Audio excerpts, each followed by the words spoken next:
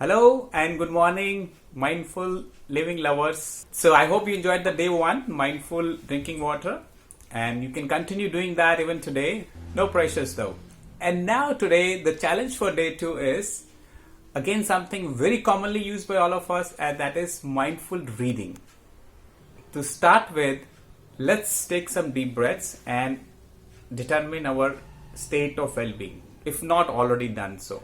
So I'm not talking about just reading books, it's reading anything we have, whether books or whether it's on our tabs or mobiles, computers. So any kind of reading that we will do throughout the day, let's make it mindful today. Okay? And the sequence is, first of all, we'll recall the word that we have for today, our DSW, or the desired state of well-being. For me, it's awareness. And then I open the book and I will ask myself, what am I going to read? So that I'm aware of it. It's not that simply I sit on the computer and open up anything. Then I'll be lost for the first few minutes. It happens all the time. So be specific what I'm going to read and then why. Why I'm reading that. There's several reasons for that. For me, any awareness of what is happening around us, sometimes just for your studies we have to do this, for your job related material we just have to read a lot of things on the computer, emails. As long as we know the reason and that makes sense, we will read it. If there's no reason, we should not be reading it or doing any activity if we can't have a why for it. So mindfulness is very much knowing what we're doing and why we're doing it. And then I start reading. But before I read, I need to make sure I have the right things or gadgets or my tools, which is my glasses. So I read this with my glasses on. And I'm trying to figure out what could be my well-being anchor while reading this, or from the tab.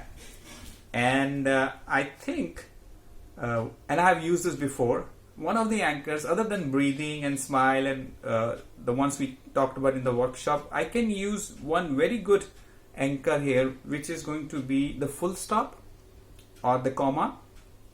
Wherever I'm finding a full stop, that will be reason for me to become mindful or take a pause and synthesize what I have read.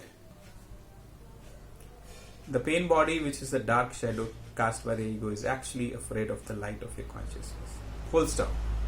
So in the middle of this reading or in the middle of reading this, I'm going to take a pause and figure out, and how am I reading it? Is it at a sufficient distance from my eyes? Do I have my glasses on? Is this, the stuff I'm reading, is it leading me to my well-being state, awareness, which is the case for me? Is this the best use of my time? So all the questions I can ask in the middle, wherever I'm taking a pause. It doesn't have to be at every full stop. It could be at the end of every paragraph. My posture should be correct.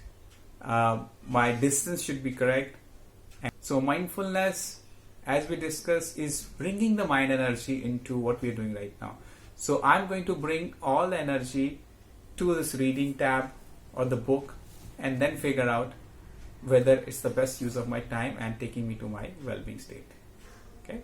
In the end, I'll be grateful to the book, to the author, and to the people who have sent me the email or have written this web page or given me the information. I'll be thankful to the gadget. The books that you love reading, I think you're already doing that mindfully, I'm sure. But the books that you have to read for your work or study, this is where the challenge would be. Reading the books which you don't like reading. So let me know how it goes, and all the best. Do at least a couple of times and share your experiences on the group. All the best.